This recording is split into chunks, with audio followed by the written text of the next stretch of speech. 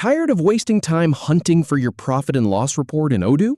Learn to pull up and export a complete P&L in under 4 minutes. We'll click through the key menus, review the expense section and net profit, then export your report. No guesswork, just the exact steps.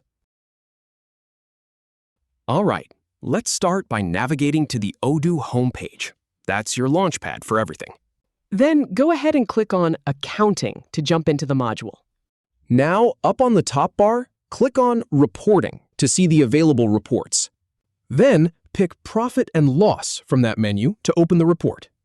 Once the report loads, take a look at the expense section to see what's spent. And then check the net profit or loss to get the bottom line.